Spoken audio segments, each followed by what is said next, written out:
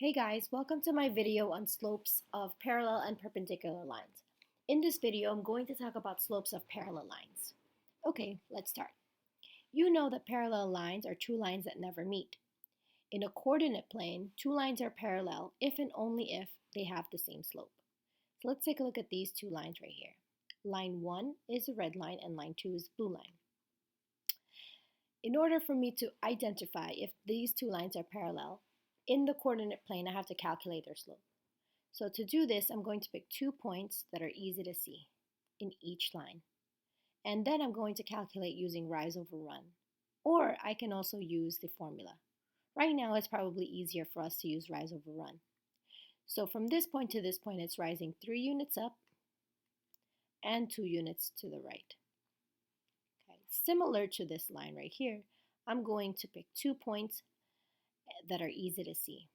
And same thing goes, I can prove to you that these two lines are parallel because this point to this point is going 3 units up and 2 units to the right.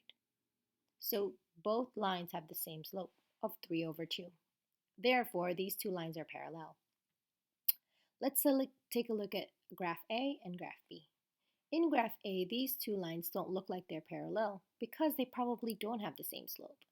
Let's take a look at 2 points in line J, this point and this point. Each box is worth 2 units, so we say that from this point to this point is technically 2 boxes, which is technically 4 units, so it's going up 4 units. And then this point to this point is going over 2 units, because again, each box is worth 2 units. So the slope of line J is 4 divided by 2, which is 2. Now let's take a look at the slope of line K. I'm going to choose this point right here and then say this point right here. Okay, so from going upwards, it's going up 1, 2, 3, 4 units. So that's 4 boxes, so that's 8 units. And 1, 2, 3 boxes, so that is 6 units. So as you can see, 4 divided by 2 is not going to yield the same answer as 8 divided by 6. So therefore, we can prove that line J and line K are not parallel because they do not have the same slope. Let's take a look at graph B. So I'm going to do the same thing with line K. I'm going to pick 2 points. So line K is going down 1, 2, 3, 4 boxes, which is equivalent to 8 units. Then it's going across 1, 2, 3, 4, 5 units, so that's equivalent to 5 boxes, so that's equivalent to 10 units. Let's take a look at line J. So I'm going to choose this point right here, and then this point right here is easy to see. Again, I'm going to do the same thing. So 1, 2, 3, 4 boxes. So that gives me -8 because each box is worth 2 units. 1, 2, 3, 4, 5, so that's 10 units. So as you can see, the slopes of line J and line K are both -8 over 10 or -4 over 5. So therefore, line J and line K are parallel because they have the same slope. Let's take a look at another example. It says here that if one line passes through points -1, 2, and 7, 6, what must be the slope of a line that's parallel to it? So this means that there are 2 lines. The first line is passing through -1, 2, and 7, 6. The next line, they want to know what is a slope that's going to be parallel to the first line.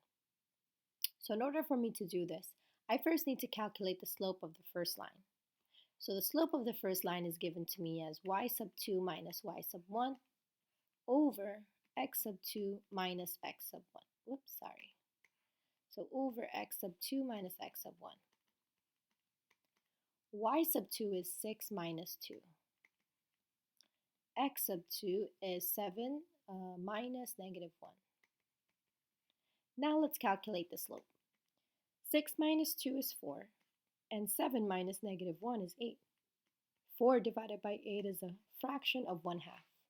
It's better for you to leave your slopes in fraction form. But if you'd like to, you can also, didn't mean to approximate.